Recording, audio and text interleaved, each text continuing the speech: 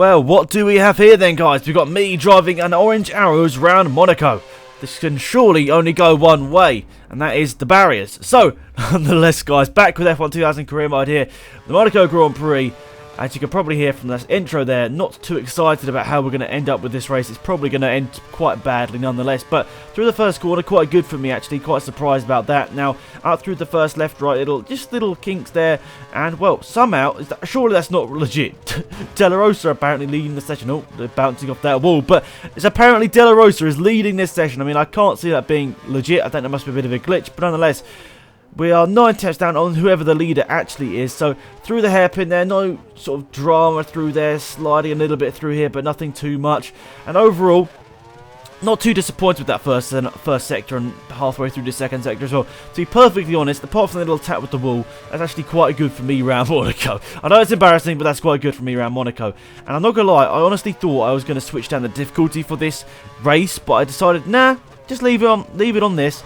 I did think that maybe switching it down would make it for a bit more of an entertaining race, so I thought, no, just leave it, Alex. Just leave it and just accept the challenge for once. God damn it. So, nonetheless, last 2 corners to go. 4 tenths down apparently on the leader. Not too sure. Some weird things are going on in this session. Oh my goodness, sliding through the penultimate corner.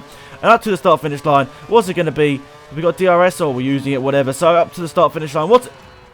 Wait. Nah, this can't be legit. Pedro De La Rosa starting on pole. Michael Schumacher starts 18th. Hakkinen 17th. Like, what is going on here, lads? This can't be real. Now, it wasn't a dream. We are literally starting right at the front of this race. And our teammate, De La Rosa, is legit starting on pole. I don't know really what to say, but I'm happy. Because it means we could actually get a double point score for the first time ever. But who knows how this race is going to go? Are people going to suddenly magic their way through the pack? I mean, look at that. De La Rosa's on pole. I mean, Jordan, they started on pole for the last race. Fair play. There's BMW in 3rd, then there's us in 4th. I mean, apart from the 2 orange arrows randomly in there, you wouldn't say it's too unlike the front row of the grids normally, except you would normally see Ferraris and McLarens up there. So that's really, really strange. But anyway, we look to the lights here in Monaco, and the lights are out, and away we go here. We get a nice start here. Trulli and Schumacher both getting poor starts. We go right down the middle there. Are we going to get past them easily? We're side by side with Michael, Ralph Schumacher. And we got ourselves into 2nd position right at now behind Pedro De La Rosa. I still can't believe, how did he qualify on pole? Our car is terrible, and legit, he's on pole. So I've got to try and keep with him in these first couple of sectors. This is where we lost the majority of the time in qualifying. We actually closed in on him in the middle sector. So the first sector, we've done that now, and we're only 6 tenths behind him here. So who knows, we could be able to get past Pedro De La Rosa in this middle sector, but it's going to be incredibly tough because we're in the same car. Where's he going to really lose that much of a time to me here? But I suppose we will have a bit of an advantage of slipstream. But then, once again, where do you overtake around Monaco? It's going to be incredibly tough here. So down through the tunnel. And surely we're too far away from De La Rosa. Yeah, too far away to go for any sort of overtake. But he takes a strange line through here. What? Corner cutting? We're side by side with De La Rosa. I didn't think I really corner cut. I was just all over the curb. So maybe you can class that as it. But anyway, around the outside of De La Rosa and up into the lead. Oh my goodness, lads. Can't believe it. And not much actually went on because let's be honest, except from us actually building a gap, which is quite surprising in itself, but not much goes on around Monaco. It's hard to have a very tough race around Monaco because let's be honest, there's not much overtaking, especially with the AI. They don't really like to overtake each other. They more or less just stick in a queue, and then that is how they finish Monaco. So that's why I was actually quite confident that De La Rosa could legit get some points here today and finally get himself onto the leaderboard. He's struggled in the first few races of this season. He's been nowhere near points, but somehow an epic qualifying session means that now he might actually be in a legit position to get some sort of points, but who knows. That's lap number 7. And if we skip ahead to lap number 8, it's actually our pit stop lap here. De La Rosa's actually caught us up quite a bit here. You can see we were running a lean fuel mixture at the end of this stint just to try and save a little bit of fuel. I saw him catching me. I was like, he's not going to be able to get past me. I've got the widest orange arrows in the world, and he's not overtaking me around Monaco. So I was making sure I was just save a bit of fuel here and hopefully make sure that he doesn't jump me in this part of the race. He obviously won't. Now he's going to pit a lap later. There's quite a high likelihood that he can actually jump me in the pit stop. So what we're going to come out here is switch it into the fast fuel mixture any second now here, and we're out in 10th place, which is pretty awesome stuff there. Of course, that would be normally points, but with the odd point system, points only go down to 6th position, meaning, well, we don't have a fight on our hands here, really. We should be coming out in the lead or 2nd place here, depending on how good De La Rosa's outlap is here. But We're going to stay on board here through this part of the lap here. We're going to see my outlap and see how good it is. So through the first sector here, okay, we're 5 seconds behind Zonta. That doesn't really mean anything, but we can see on the minimap, he's just exiting the tunnel now. So that's quite a big distance there, but it's hard to judge how long the pit stop is going to take. Especially us with the cold tyres here. Are we going to be able to warm them up enough to actually get the undercut?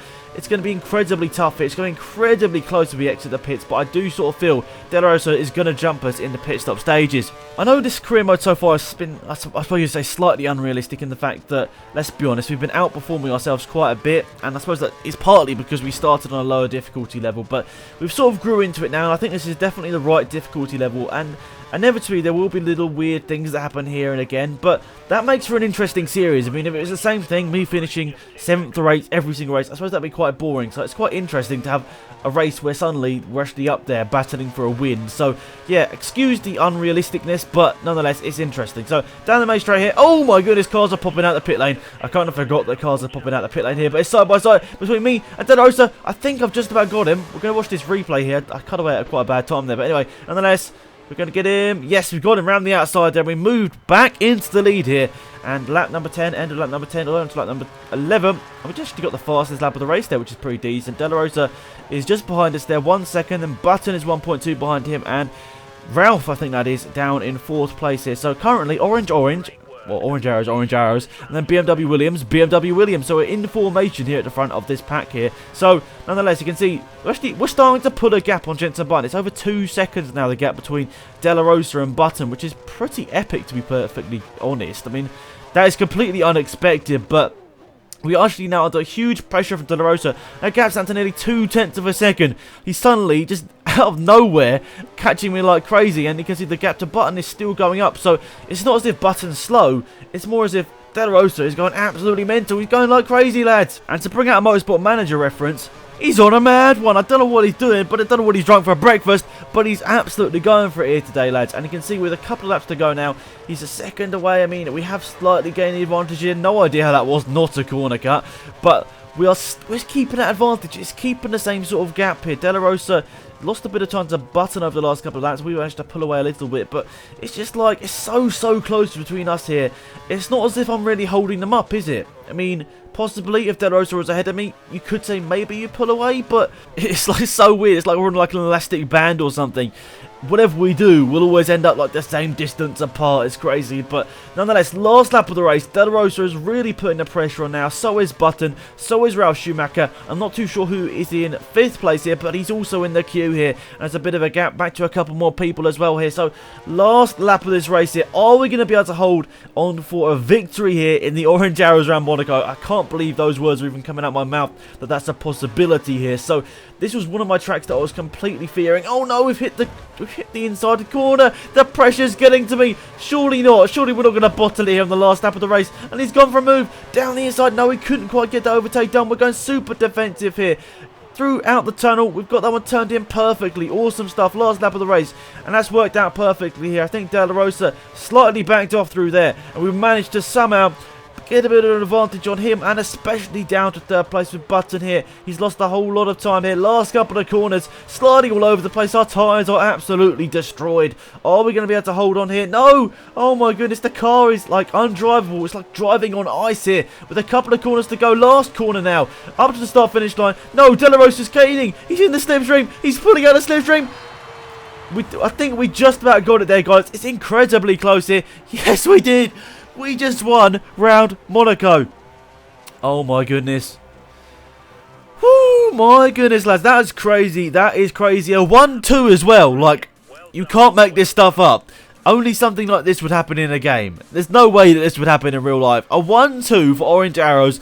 Then 3-4 for the BMW Williams team. Then we got Gianno Trulli there in 5th place there. And I didn't quite grab who there finished in 6th place there. But absolutely mental. Crazy things. I mean, look at this. We are on the top step of the podium in Monaco. It's like, that is what dreams are made of. And this is going to really help us out in the standings as well, lads. That is 16 points for Orange Arrows. That is incredible. That's the max you can get in a weekend. And we just gone and blooming done it, lads. So, There we go. 16 points gained, a win for me, a double podium, and this is how the driver standing looks after all of that. Michael Schumacher didn't score. Coulthard didn't score. We scored a win, which puts us up into 3rd, equal with Coulthard. Hakkinen didn't score. Ralf Schumacher finished 4th, I think, there, so he's up to 14th. Barrichello didn't score, means he's down to 6th and 13 points. Frentzen on 11. Fisichella, I think he was who finished 6th. He's on 11 points as well. Button on 8, and Pedro de la Rosa is on 6 points. What an absolute legend there, and that means he's now on the leaderboard, which is pretty awesome stuff there, and this is exactly what we need there. So who else have we got there? We got Alex Wirtz also got some points there. He's got 2 points. Jack Villeneuve also on 1 point as well there. I think did I miss anyone out? Don't think I have. Anyway, there it is. Awesome stuff there, lads, and it's exactly what we needed. We needed to sort of get a double points finish, and it finally happened there. So there we go, double points finish, and that's how the Constructors was. This is how the Constructors looks. Ferrari and McLaren, neither of them scored in this race, meaning they're still separated by 3 points. But the big winners, the team you're seeing on your screen right now, Orange Arrows, now get 16 points there, meaning we're now up to 30 points and 3rd place in the Constructors. BMW Williams stay 4th, but they have been, well, they've actually moved ahead of Jordan as well, so that means they're on 22 points. Jordan themselves didn't score today, so they got 18 points. Benetton on 13, and BAR Honda on a magical 1. Sauber, Prost, Jaguar, and Minardi all are yet to score. So that is pretty much it for this video, guys. Thank you so much for watching. Remember to go and check out these 2 videos you're going to be seeing on your screen right now. Hit that like button, and I'll see you soon. Goodbye.